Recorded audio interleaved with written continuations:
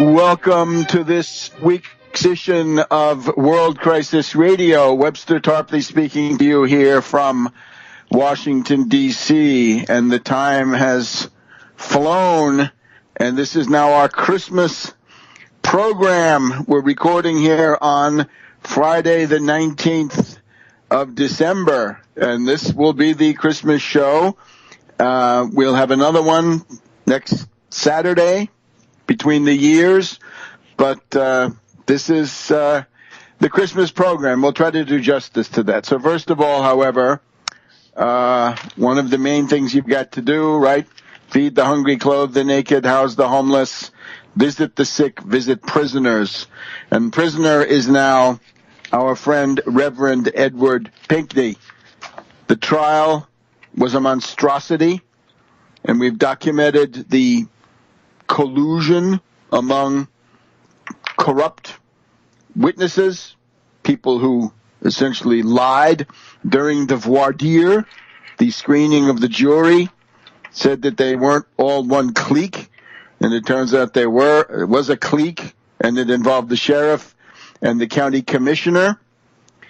And now we've had the sentencing this past Monday, the 15th of December. Pinkney was sentenced to 30 to 120 months in prison. That is to say, from about 2.5 years to approximately 10 years. It's a monstrosity. He was not allowed to remain free on appeal. He was immediately handcuffed and taken to a state prison facility, Jackson, Michigan. And it was then held incommunicado in solitary confinement for a couple of days. Now, we're not even sure that he's out of that. We're trying to get Pinkney on this program today, but in order to do that, we've got to essentially go through the warden and the prison bureaucracy. So we're not sure. We started that some time ago now, some minutes ago, but we're not sure whether that's going to work.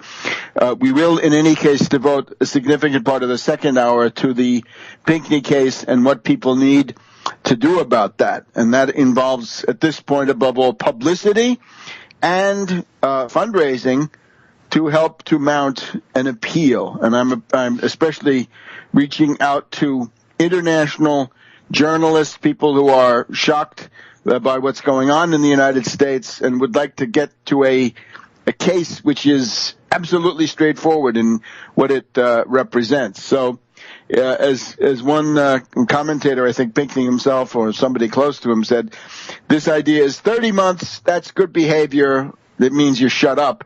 120 months, 10 years in prison, that's if you don't shut up. So it's outrageous. Now, I want to say everyone who participated in the Pinkney mobilization should be absolutely proud of what was accomplished. The impact was significant. We were told that the prosecutor had actually aimed at a 25-year sentence. That was the life sentence that we talked about originally. But prosecutor Septic, as we call him, has fallen short. And we can continue that process. Remember that Pinkney is the leading public opponent in large parts of Michigan, from all the way over in the west in Benton Harbor, all the way into Detroit and beyond. He's the big public enemy number one of this Michigan neo-fascist regime set up by the banks with Snyder, the governor, Upton, the congressman out there in the southwest corner, or the emergency manager who has just finished looting Detroit, Whirlpool Corporation, very big out there in western Michigan. So go back to the OSCE, go back to the foreign ministries, go back to the Organization of American States. Tell them the U.S. ambassadors have got to be called in, and now you demand explanations. Because before, we were warning of terrible events to come. Now, the sentencing, this monstrous frame-up has taken another big step forward. And, of course, it's important to make Judge Schrock, Prosecutor Sepik, Sheriff Bailey, County Commissioner Tyler, They should all know that the world is watching them. The whole world is watching, we said at the corner of Michigan Balboa in August of 1968. And that's got to be the case for this clique. Now, the line coming from the what can we say? The repressive, reactionary forces is that anyway. That Pinkney is a repeat offender. He's an incorrigible criminal. And what do we find here? This is from the local TV, WSBT TV. They're in Berrien or Barbarian County, Michigan. Pinkney's lengthy criminal past had an impact on his sentencing. His first run-in with the law was 1988 for assault with a dangerous weapon out of California, followed in 1990 by a theft conviction out of St. Louis, Missouri. 1999, Berrien County, convicted of embezzlement. 2007, 4 felony counts for violating election law, and now 5 felonies for election forgery, 12 forgeries, 9 of them connected to voting. Well, let's put that in perspective. Those are counts, and those the Berrien County ones, the 9 of them are Frameup counts. Now, I've also got to bring in on this one of the accusers now of Pinkney is one of the most odious characters here in Washington. And I'm talking about Hans von Spakovsky of the Heritage Foundation. And I'm going to tell you about Spakovsky in just a minute, right? Because if you're being accused by this guy, this is truly a badge of honor. You've seen him. He's been on C-SPAN. He's been on various reactionary, Fox News type programs. But Spakovsky is the great anti-voter fraud exponent, right? He's the leading xenophobe, right? Von Spakovsky, his parents came here in the 50s as displaced persons, DPs from the war in Europe, but now he's interested in keeping others out. This very, what can we say, deplorable reflex that certain immigrant groups show, right? You get in and then you pull up the ladder. Well, sorry. So anyway, here we have the indictment of Pinkney at the hands of von Spakovsky and Jason W. Sneed, S-N-E-A-D. We'll find out about him for next week's program. But the famous one is von Spakovsky. So the idea is that there's a wave of voter fraud, the typical Republican argument, and Pinkney is the leading edge of the wave of voter fraud. And this you can find in a publication called The Daily Signal. And as I say, von Spakovsky is a top senior legal fellow at the Heritage Foundation, Edwin Meese III Center for Legal and Judicial Studies, and he's the manager of the Heritage Foundation Election Law Reform Initiative. So the Pinkney case has gotten high-level attention from a top reactionary torpedo is out there attacking Pinkney. Now, let me just refer to some of this stuff. Remember, under real Michigan law, these so-called forgery counts are misdemeanors. That's one of the appeals for appeal. There's also the question of Pinkney is accused of buying votes at $5 each at a soup kitchen. Oh, my God. The Republic is in danger. We'll be back in a minute on this one, on World Crisis Radio. Welcome back to World Crisis Radio. It's the 19th of December as we're putting on our Christmas show here. We will be somewhat more Christmassy here, but we're at the heart of the Christmas message here, as I tried to argue before. Now, von Spakovsky, and whether this guy is from nearer Pomerania or farther Pomerania, I do not know. The phone looks like an East Elbian Junker. I'll be looking into that. it's not exactly the best democratic tradition. Remember, there were three classes of voters in Prussia, right? Three different levels: the poor, the middle, and then the super rich. Not such a good background. Anyway, Spakovsky is telling us that he's indignant because he expected the local community to come out and demand the lynching of Pinkney, that it wasn't enough to be lynched once by the court. It's now necessary to have him lynched again. So he puts him in the same class with Al Sharpton. Well, this is I think a higher and clearer example than anything Al Sharpton is up to. So he's indignant that the kangaroo court is being protested by the people there, and the idea is that he was buying votes. The accusation from von Spakovsky, buying votes at $5 each at a soup kitchen. Now, von Spakovsky gets his back up about this. All right. I'd like to go back to the case of Ed Rollins, Republican operative. Ed Rollins. This is somebody who was a top Reagan organizer. He was national director of one of Reagan's election campaigns. He worked for Huckabee in 2008. He worked for Bachmann for a while. This is Ed Rollins. He's the one who got Foley out, right? He worked for Nethercutt back in 1994. His autobiography is Bare Knuckles and Back Rooms.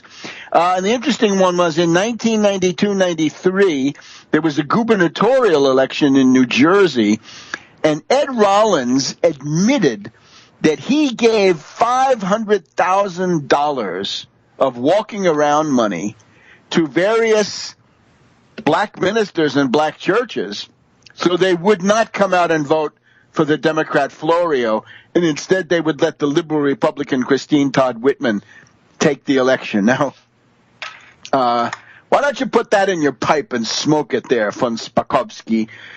$500,000 from a Republican thug to suppress the vote.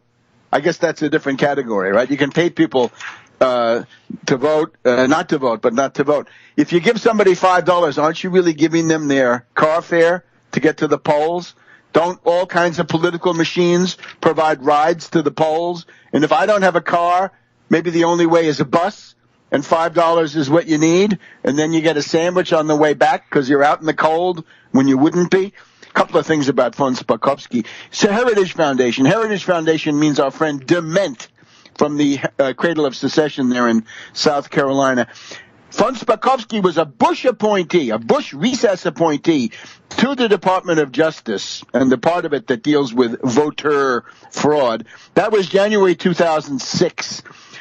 He was so partisan. He was a partisan Republican, so extreme that he could not get confirmed in what was still a Republican-dominated Senate. Von Spakovsky is linked to the Federalist Society. That's the nest for the Ratz Cabal, Roberts, Alito, Thomas, and Scalia, all from there. And this guy, von Spakovsky, is the father of the modern voter ID, voter suppression strategy. That's him.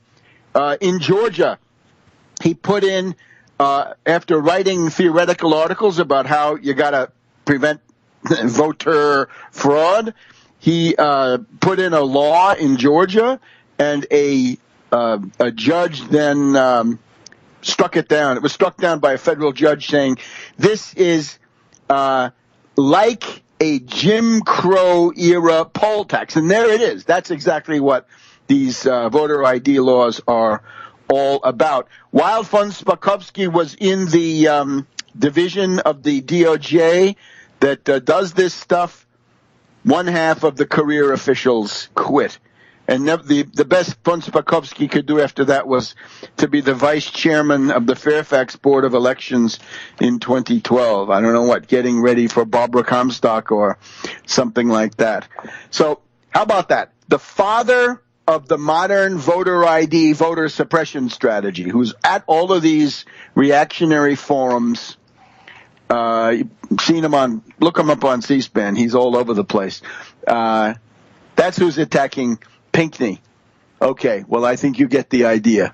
So this is monstrous. Now, let's also put it in perspective. All of the so-called felony counts dealing with election law are misdemeanors.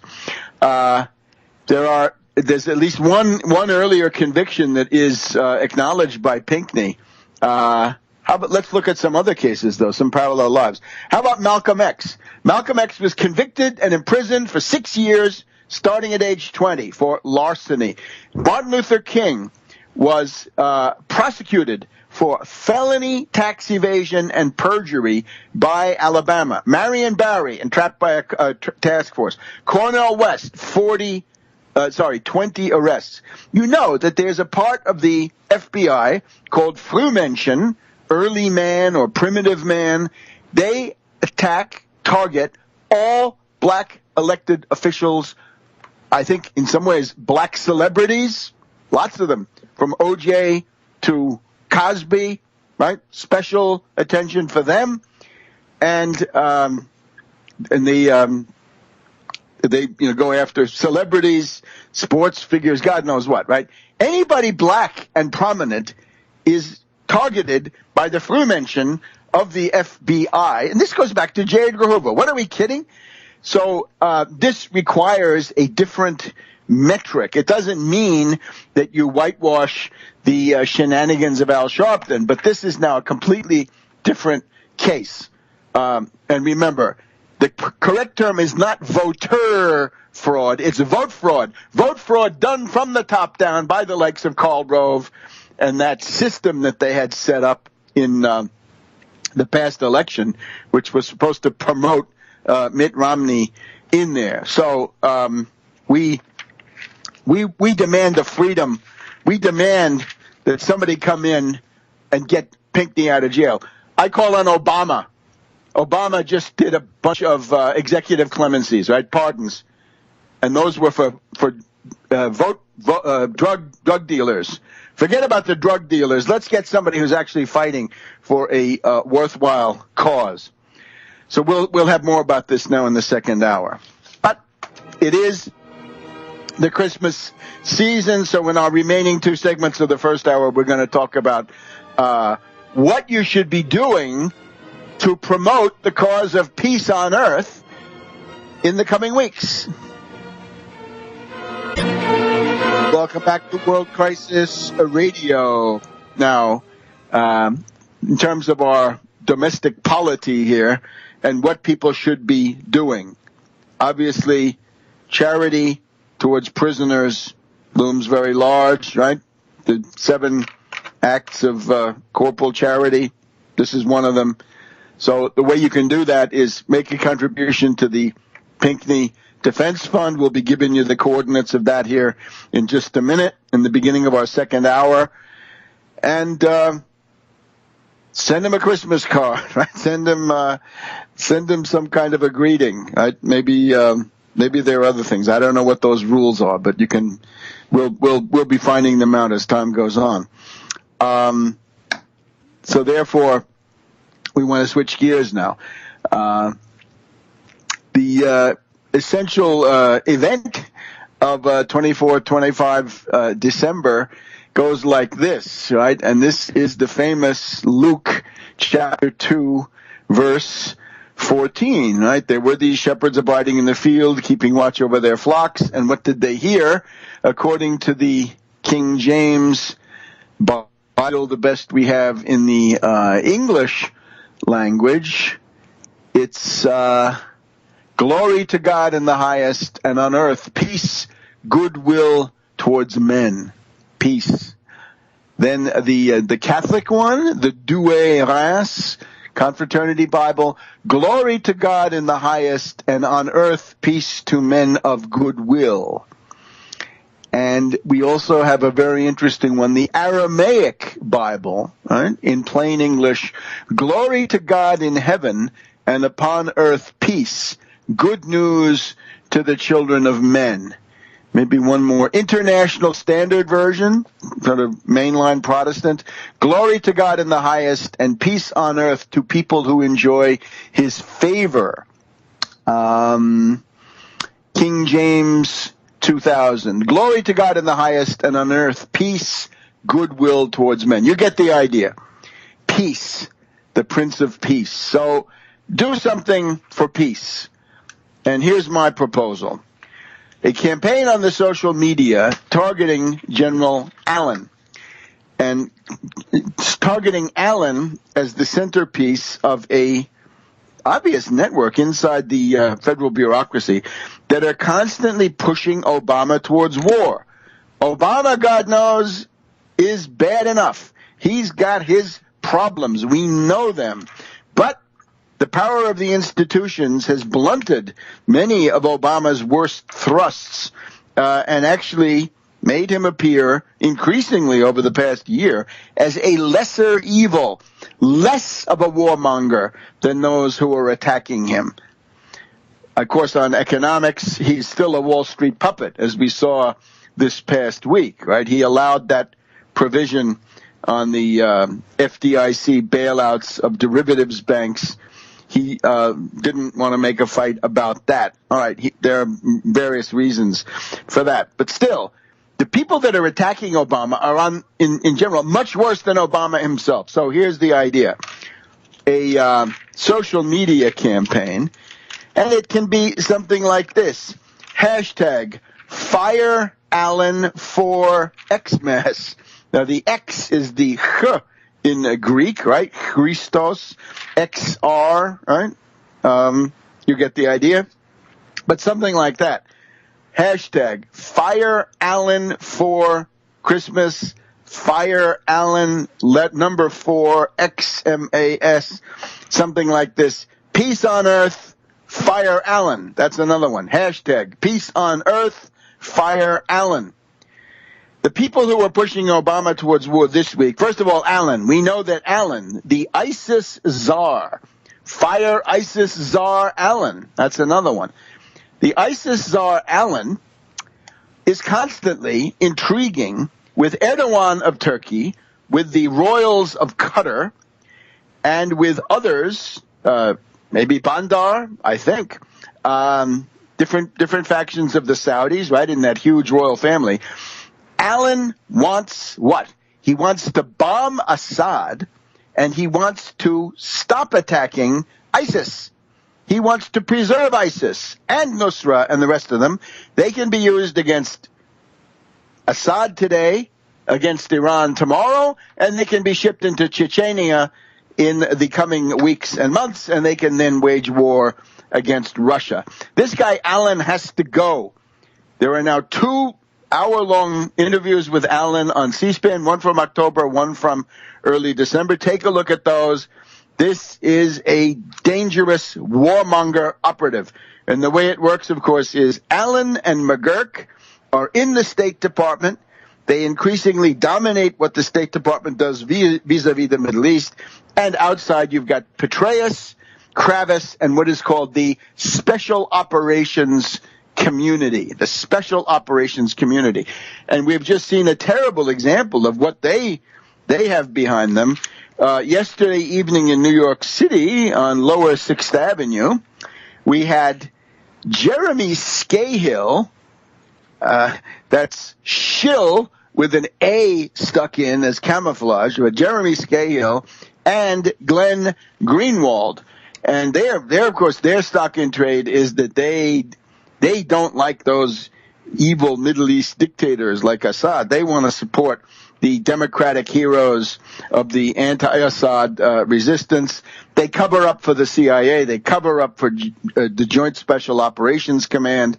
They live in a dream world, but this is what the foundations are willing to fund.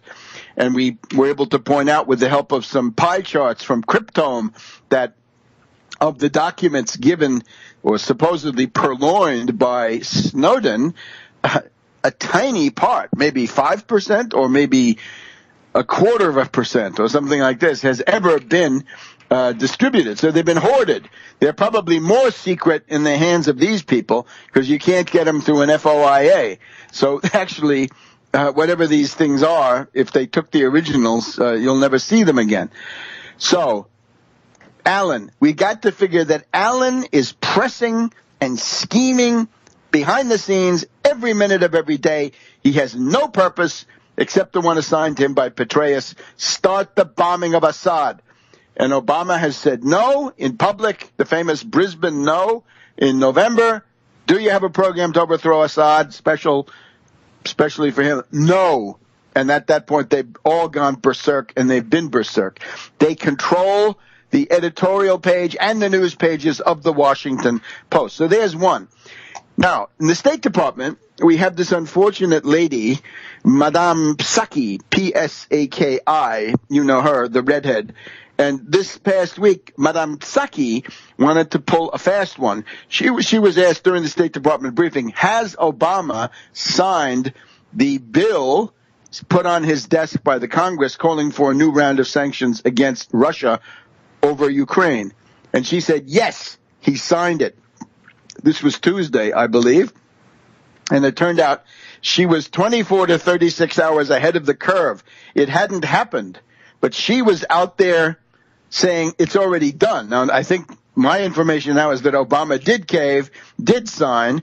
Obama has just had his press conference here on the Friday afternoon and is on his way out of town. But you get it. He was pushed into this corner, I would say, by somebody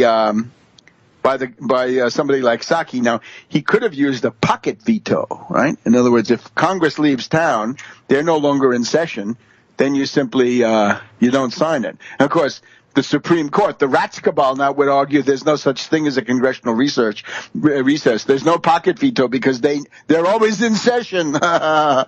All right. And now the other one, when the FBI tells you that the DPRK, North Korea, is responsible for the attacks on Sony, we want to know, where's the proof? Where's the proof? We weren't born yesterday. Back in a minute. Welcome back to World Crisis Radio. Webster Tarpley here in Washington, D.C., our Christmas show, our pre-Christmas show.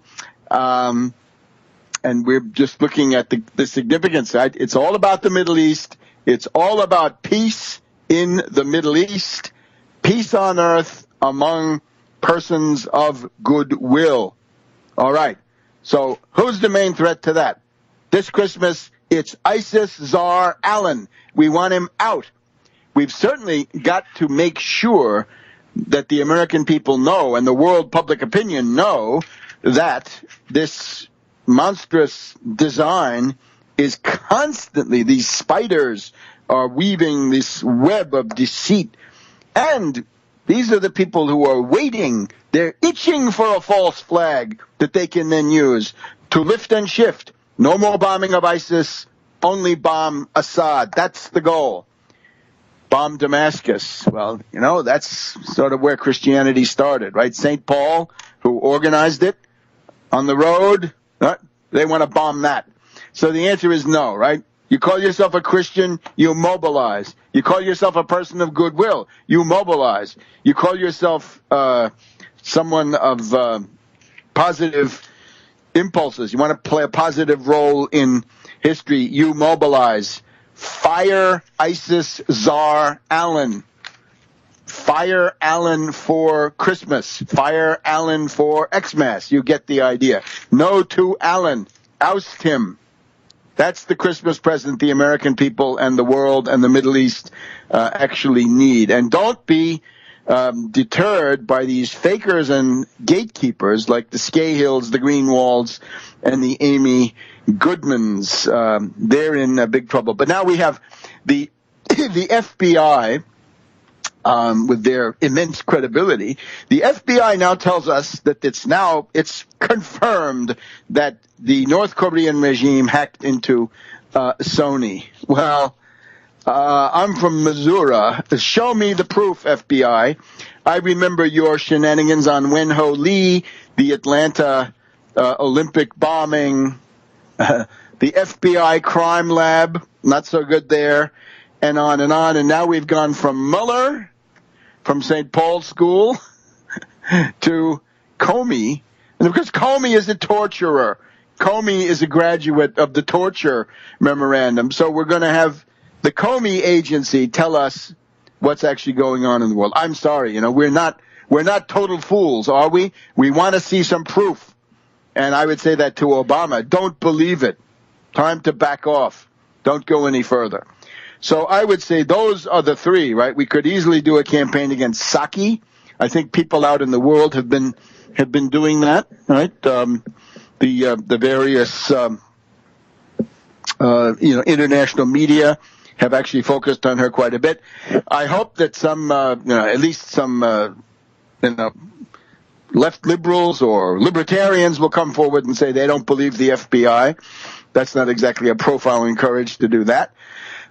We also should remember, the U.S. was boasting about Stuxnet and Olympic Games, right? The so-called computer viruses that were allegedly introduced into the Iranian computers controlling the Iranian nuclear centrifuges, we're told by the New York Times. Once you start doing that, the golden rule of international relations, whether it's torture or computer viruses or hacking or whatever it is, so whatever you do to the other side will do to you, and they'll be fully justified because you've done it to them and you've even done it to them first. How a country that boasts of shutting down Iranian nuclear centrifuges with Stuxnet could whine when a bunch of Hollywood degenerates and airheads have their emails read? Well, I don't know. There is also this funny question of the overreaction of the Sony, right? Why call off your movie, right? That's a lot of money. Normally they wouldn't do that. The idea seems to be that there are other items in those emails which are so compromising to these Hollywood hypocrites who run the studio. And we're talking about this charming lady, right? Madame Pascal, I think her name is. You got to wonder where that movie came from. Hollywoodism, right? Hollywoodism. We've had some interesting things about it. I've written an essay about that not long ago. There's always this idea, Santa Monica and Hollywood and the branch of the Rand Corporation, which is there, that actually, I guess it's the headquarters of the Rand Corporation. And to what degree the scenario movies coming out of Hollywood, right, the Lone Gunman or the China Syndrome, any number, are actually coordinated with events, and including false flag events happening in the world. But the bottom line is the Iranian regime is much too labile to mess around with. It's not worth it. We don't care about the Hollywood airheads. We don't care about this movie. Hollywood obviously feels that they have the right to spew filth out into the world and there'll never be pushback. Well, here it is, pushback. It's from an ugly source, I guess you'd have to concede. But what the heck, they're on this earth too, and it's just the way it is, right? There's going to be pushback. So the main thing is back away from this. We don't need World War III for the sake of Sony Pictures and their filthy scenario movies, right? And we don't care what the Hollywood airheads think about all of these subjects. Now, the other question we have to deal with is the economic situation. During the course of this year, since about June, the price of oil has gone down by about 1/2. West Texas Intermediate, North Sea Brent benchmarks down about 1/2. The Russian ruble is also down about 1/2. There has been now in the past week this emergency move by the Russian central bank. Between Monday and Tuesday, they added 6.5% to their prevalent interest rate. That got them up to 17%. This is a terrible mistake. The person, I think, behind this, there are a number. The head of the central bank is this woman, Nabulina. We have attacked her as part of the neoliberal cabal.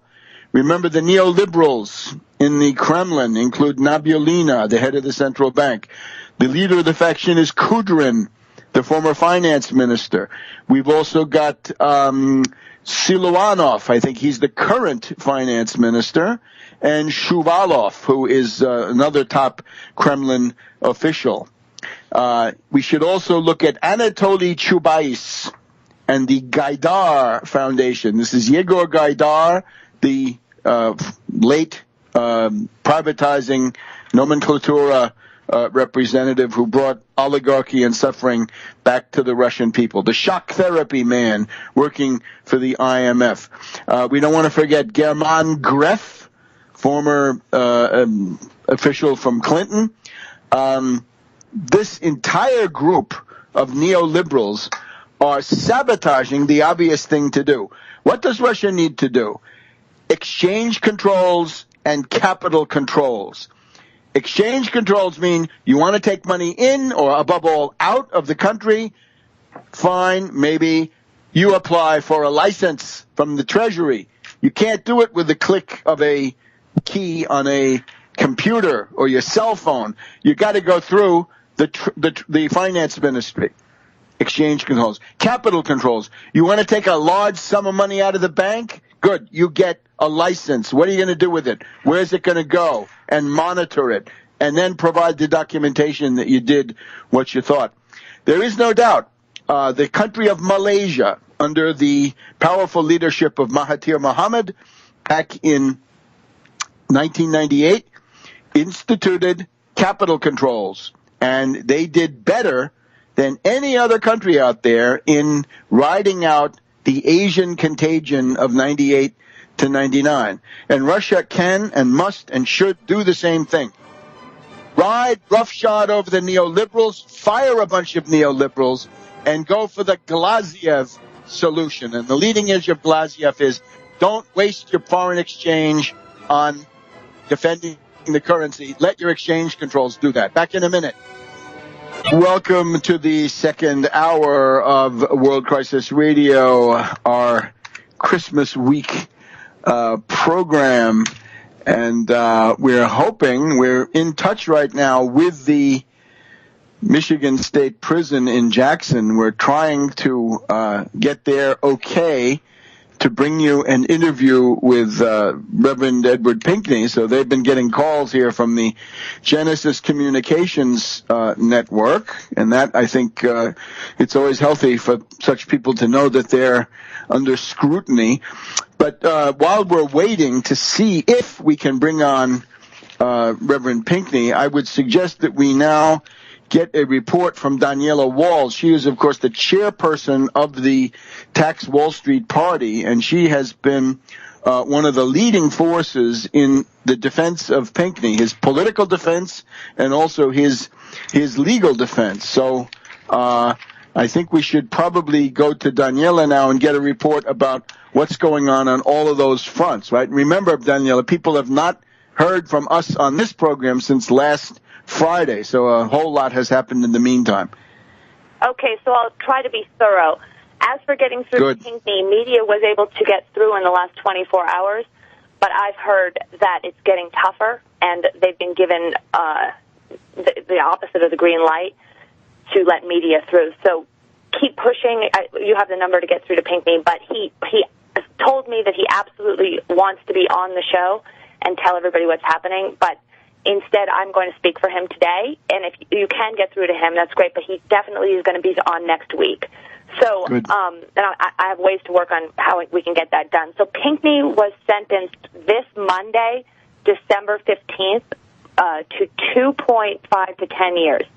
He was immediately handcuffed on Monday morning and taken out of court and is currently sitting in the Jackson State Prison, 2 hours away from his wife, Dorothy, and legal counsel.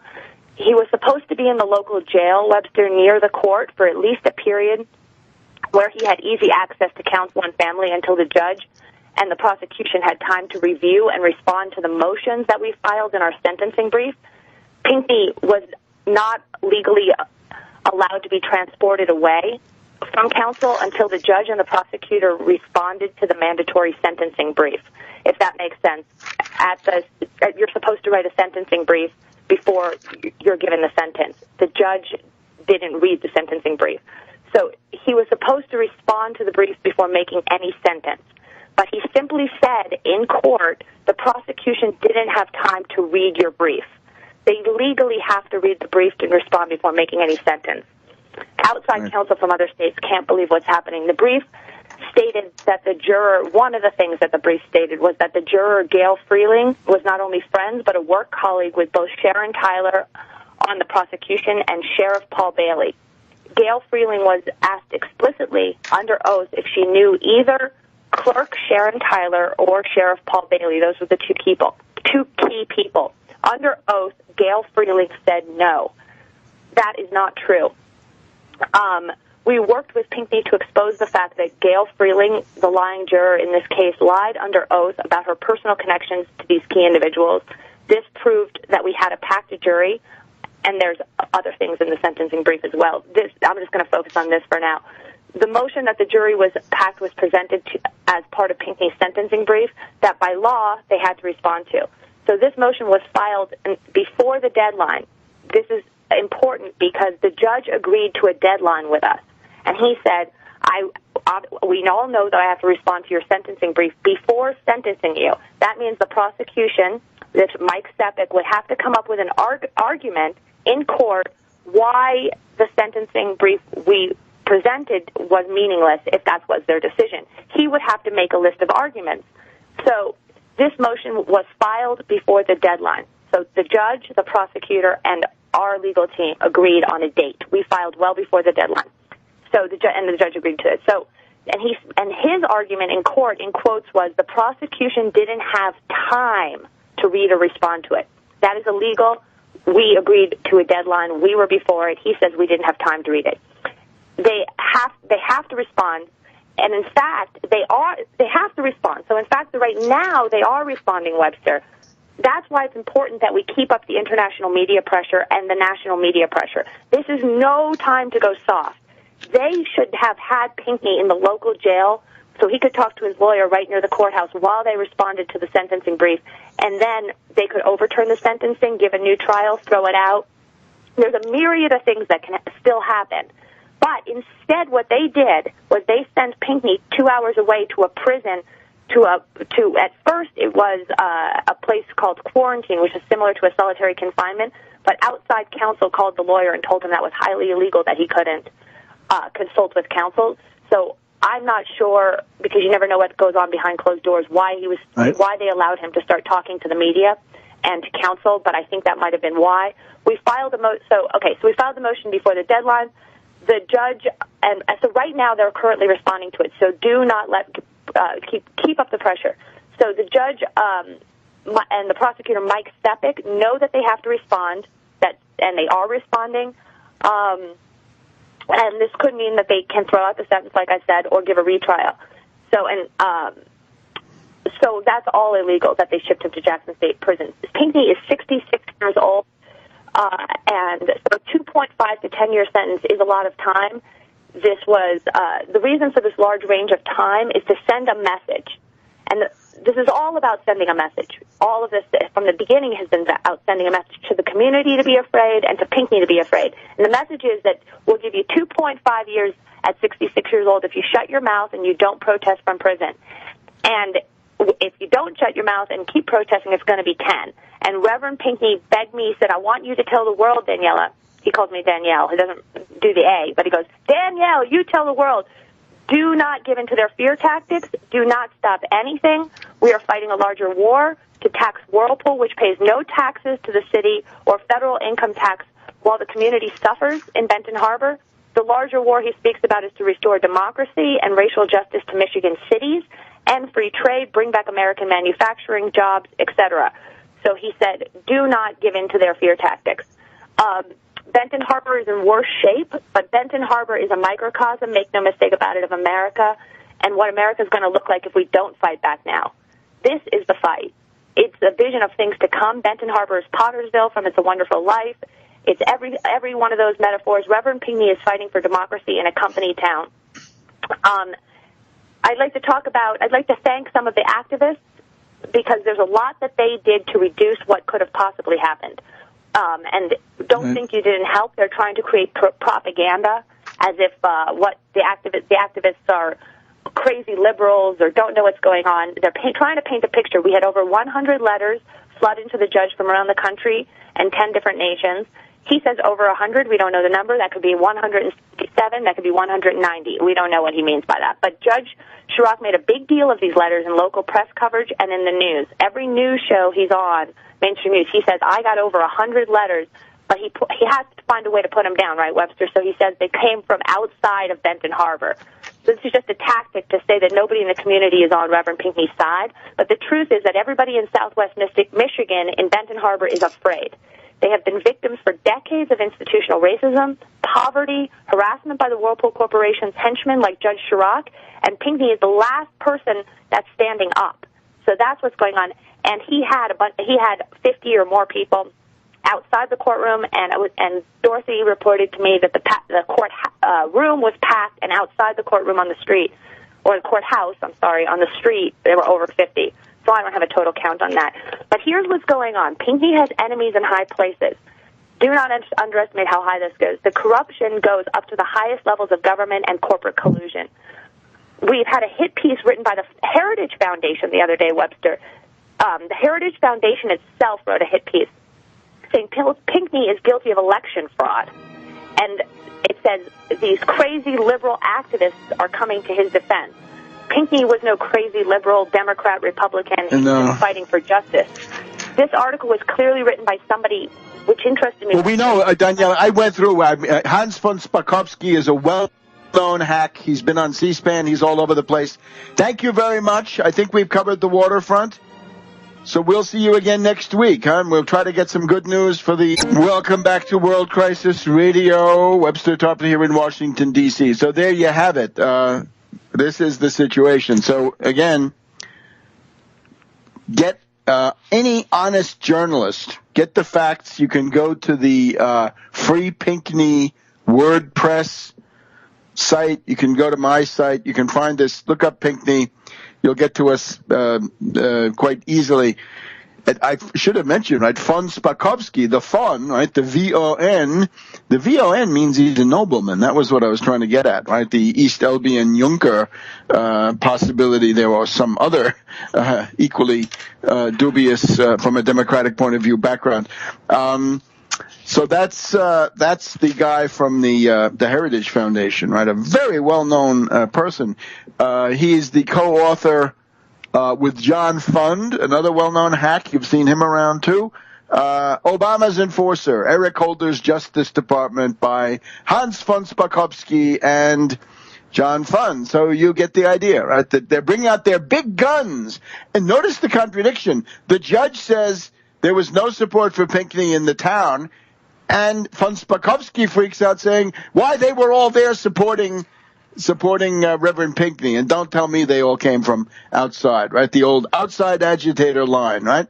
So we had Bull Connor, move over Bull Connor. We've had Joe Arpaio, Maricopa, move over Joe. We've got Sheriff Paul Bailey.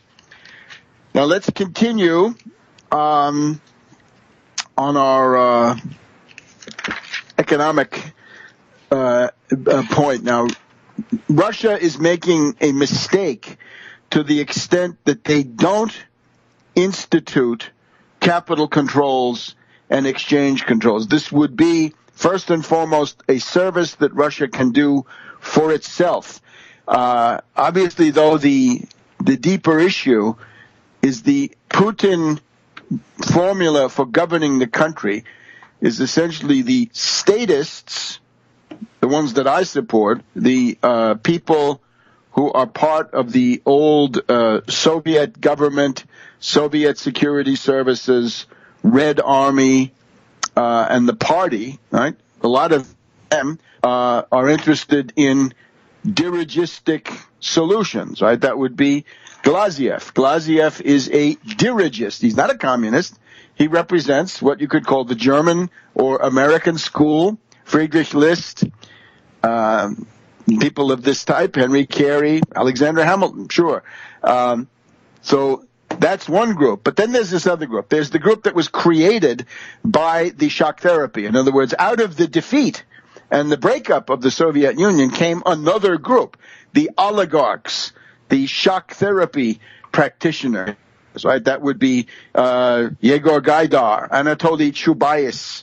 You can read about this in the book that I contributed to, right? Market Bolshevism, the tragedy of Russia's reforms. And what they did was nomenclatura privatization. Now, as long as it was Khodorkovsky, he was attempting to come into the political realm, right? Because Khodorkovsky says, I own all the oil in the country. I'm the richest man in Russia. If I see Berlusconi as head of Italy, Khodorkovsky, should be the head of Russia. Well, no, you go to Siberia for 10 or 12 years. Good. But they're still there. And Chubais, you should remember, Chubais was the one who carried out the nomenclatura privatizations. In other words, the massive theft of the state property of the Soviet Union, right? Huge raw materials deposits, considerable heavy industry, all kinds of valuable, important assets. Chubais superintended, shepherded the process by which these were essentially stolen from the Soviet people and given to this new nomenclatura oligarchy of theft, right, and usury and what have you. So those guys are still there, and they want to see the neoliberal rules maintained. So I think what's going on in Moscow, I'm, from afar, venturing a surmise here, that it's the statists against the rip-off artists. In other words, it's the people who are concerned about the long-term health and well-being of the Russian people and the Russian economy against this other group who say there are universal laws. This is Medvedev. I guess Medvedev is in some ways the leader of this, maybe not the leader, but the figurehead of the group, where Medvedev said in a recent session at the Kremlin, there are objective laws of economic development which we cannot change. That's ridiculous. That's, what can we call this? The British poison. Angliski yad. Angliski yad is the poison of free market, free trade doctrine, which never developed anybody. Whereas the German school made Germany into the greatest industrial power of Europe, American school, U.S. greatest industrial power in the world until last month, and so on down the line. In other words, that's the development economics that actually work. The Glaziev approach, as we've said, is, first of all, exchange controls, capital controls. Actually, Glaziev even goes further. He's got an idea saying, if you want to export capital out of Russia, not only you're going to have to get a permit, you're going to have to pay a tax. That's great. Tax capital flight. Flight capital, right? The idea that, the U.S. and the British have been boasting, London economists boasting, oh, look at all this wonderful flight capital. The Russians are going to be left holding nothing, but their eyes to cry with. Well, you put an end to that by capital controls and exchange controls. And I'm not just making this up. Go to my Twitter feed there, Webster G. Tarpley, and you will see I have linked there to all kinds of articles that talk about generally the British. It's precisely somebody well connected to the services, like Ambrose Evans Pritchard of the London Daily Telegraph, an old enemy. He talks openly, saying, "Oh, there's a danger. Oh, the worst thing they could do would be to have these terrible. Everybody's afraid of capital controls and exchange controls." No, that's exactly what you want to have. And remember, right now the ruble, as of about the last several weeks, has been floating. So dirty float. It's floating, but every now and then you come in and you try to do a bear squeeze, right? You try to punish the people that are short the ruble by driving it up a little bit. Okay, try to bankrupt some of them. That is the overall reality, but the idea is you're still going to be using up reserves, right? If they have 400 to 450 billion of dollar and euro and hard currency reserves, that can go out the window in a week if you try to defend a valuation for the ruble. So don't do it. Go to the Glaziev plan. Back in a minute. Welcome back to World Crisis Radio. Before we go any further, let me tell you concerning the class, the cadre school, the symposium, the econothon, the acceleration program, what can we say, total immersion, weekend short course, the political economy of the American system. We are closing in on venues. We've identified a number of choices. It's probably going to be that time there, the 23rd, 24th, 25th of January. I hope by the next program to give you the specifics, but don't wait for that. Follow the Webster G. Tarpley Twitter feed, and I'll have it up there as soon as we ink the deal. We'll tell you, but it's coming. You want to do something in the meantime to get ready? Go and buy Surviving the Cataclysm, your guide through the greatest financial crisis in human history, with the second edition, I recommend. Second edition, which includes significant commentary on the 2008-2009 crisis, which the book predicted. What did it predict? That we were the oncoming cataclysm. The oncoming cataclysm, that was written in 1999, just at the time that Glass-Steagall had been lifted, and above all, the liberalization and deregulation of derivatives was coming in the following year. So, Surviving the Cataclysm. Try that for your holiday reading. It's about 650 pages. I urge you to buy it and read it, and especially if you want to come to this class, why it's required reading. So you get the idea. Now, having offered our advice to Russia and Putin, right? This is the weak side of Putin, is this. Why did he have people like Greff and Kudrin in power until only a couple of years ago? And with Kudrin, he's apparently trying to come back in through the back door. Anatoly Chubais is on one of the advisory boards of J.P. Morgan Chase. Anatoly Chubais is a member of the New York Council on Foreign Relations. It is a foreign faction. The neoliberals in Russia are a foreign body projected in there by the U.S., the Federal Reserve, the British, the Bank of England, the International Monetary Fund, and so on down the line. Larry Summers was a big guy in the course of this, right? It was in the name of these neoliberals that the parliament was shot to hell in 1992 when it was being occupied, remember, by Khaspulatov and those people, right? The Red-Brown group. Well, Red-Brown, I think, is overdone. But you see, the goal was to make Russia safe for the IMF shock therapy. And the Russian people have been taken to the cleaners twice. In 91, 92, a hyperinflation of 1,500%.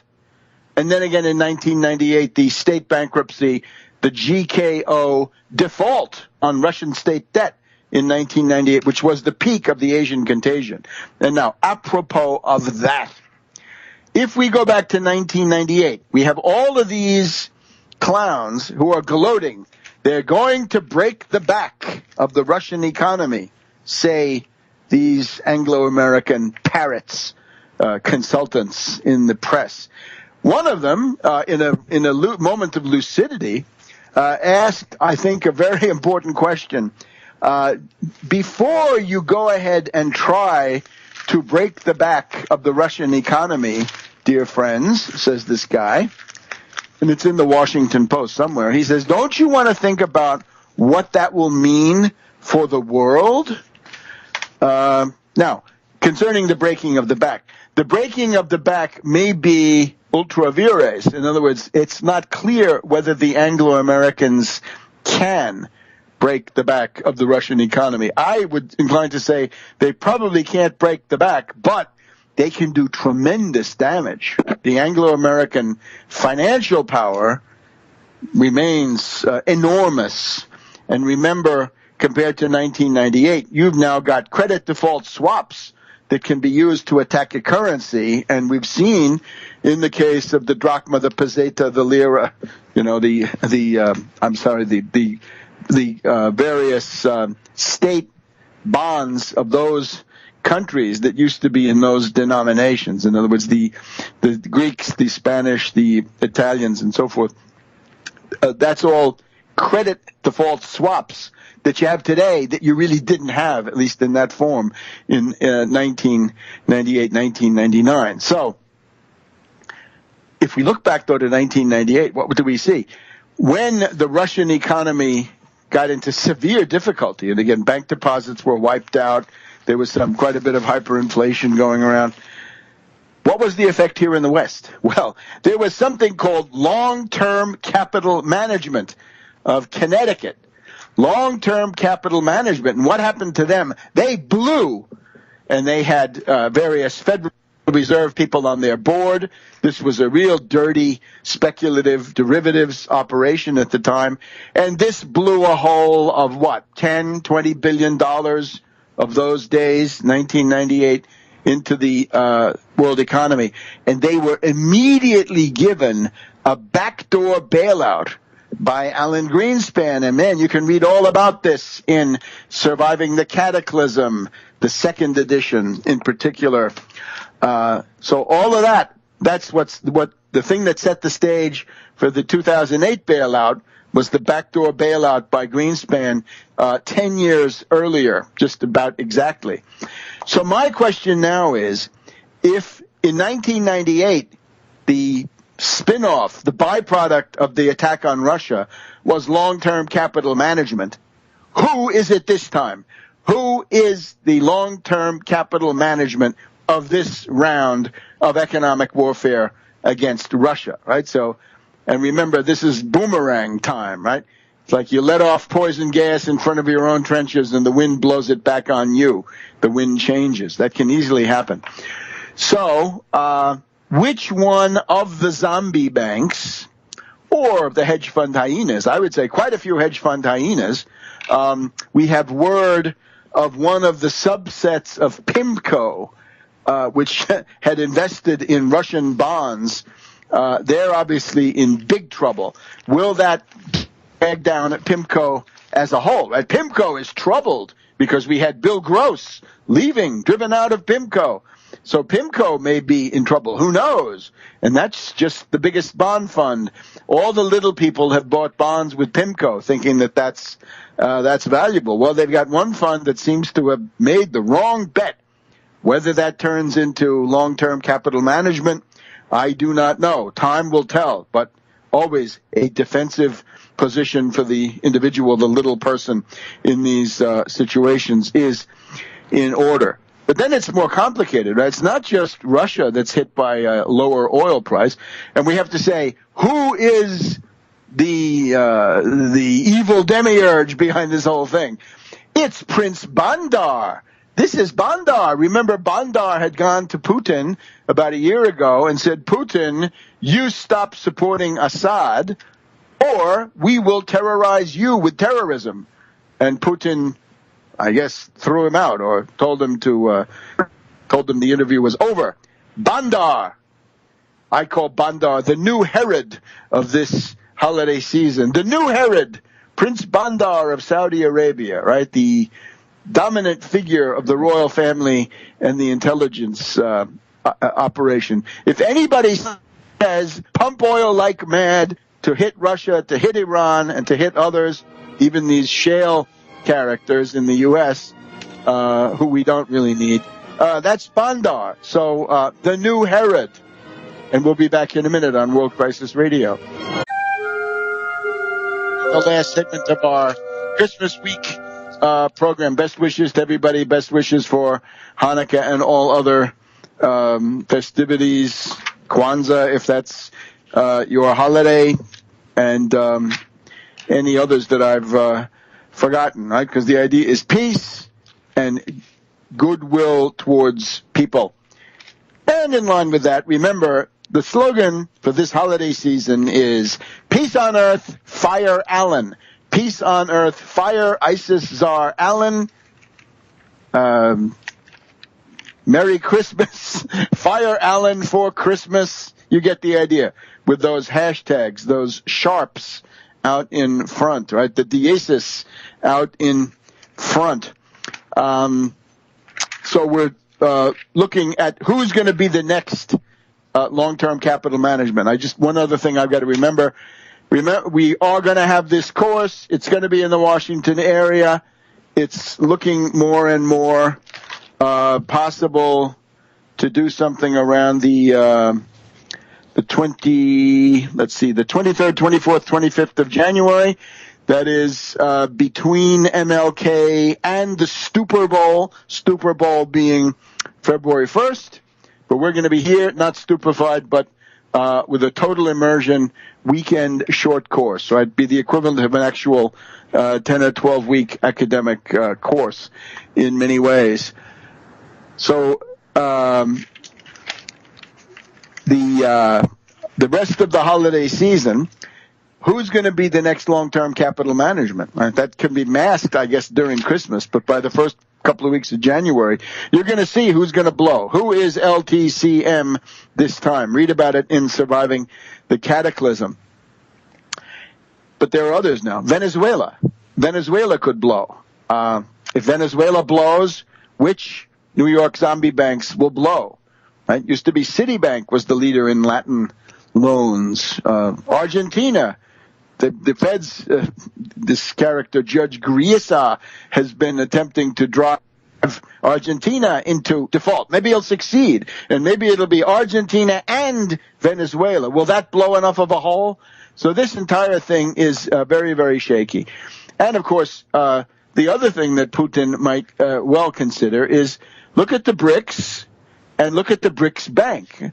The BRICS Bank can do all sorts of things. The BRICS Bank can also be of assistance vis-a-vis Russia, not for the purpose of throwing money down the rat hole of trying to support the ruble. Put those controls on and then use that money for joint ventures with China, with India, and so forth, and build up that BRICS Bank, because that's the real defense. Now we got to talk quickly about a number of things. Take a look at the Washington Post this week. Interesting article. It's called A Black Hole for Our Best and the Brightest. Wall Street is expanding, and the economy is worse off for it. And the idea is that the financial part has undergone hypertrophy. It's too big. The financial industry has doubled in size as a share of the economy in the past 50 years, but it hasn't gotten any better at growth, profit, and jobs. In 2012, economists at the International Monetary Fund analyzed data across years and countries and concluded that in some countries, including the U.S., the financial sector had grown so large that it was slowing economic growth. Using a different methodology, the most prominent researcher on the size and economic value of Wall Street, a New York University economist named Thomas Philippon, estimates that the United States is sinking nearly $300 billion per year too much into finance. The $300 billion is approximately one estimate that we have of the take on the Wall Street sales tax. Slap on a 1% Wall Street sales tax, you'll cut the financial sector down to sustainable proportions. Perhaps the starkest illustration here still in the Washington Post.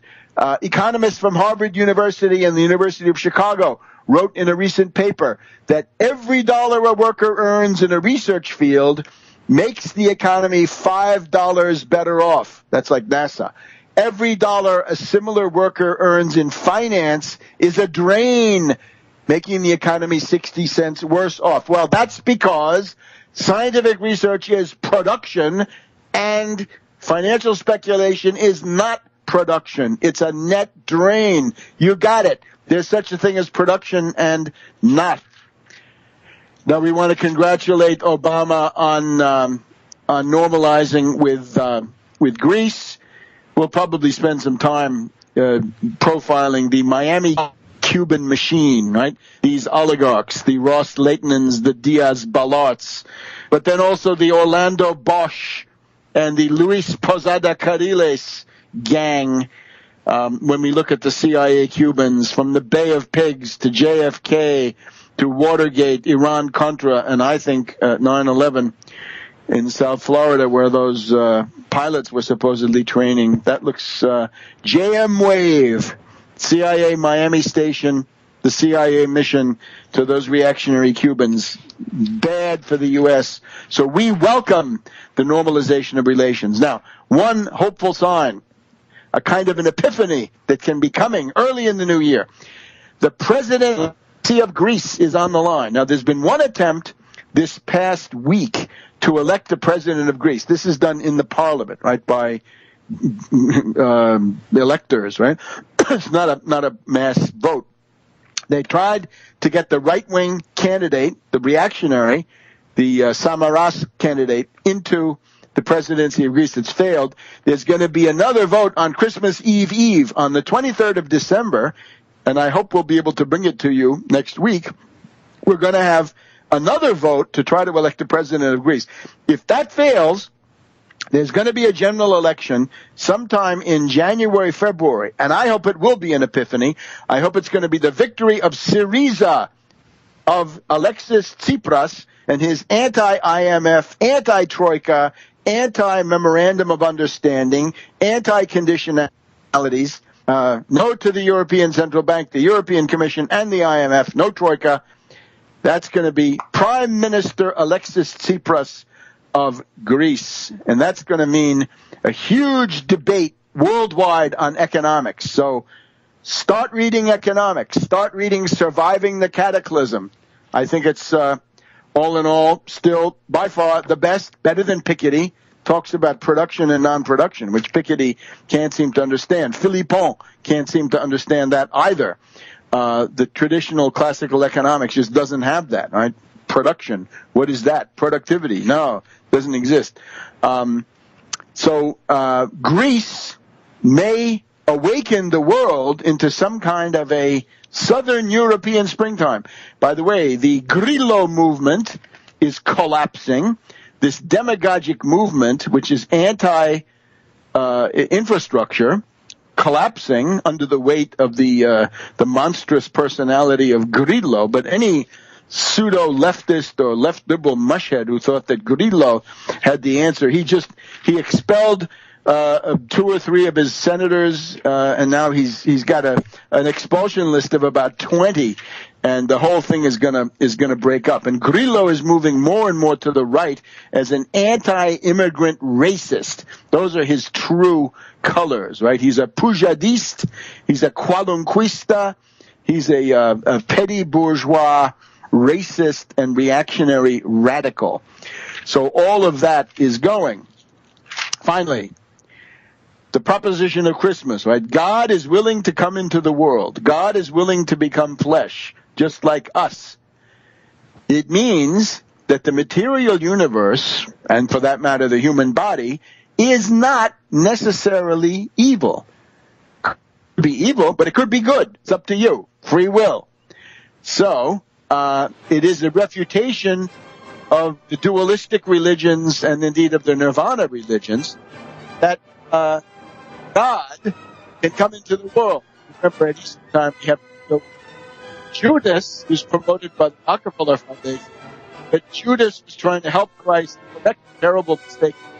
Well, no, we here have to say, one of the people in scientific optimism is that God is willing to come into the world.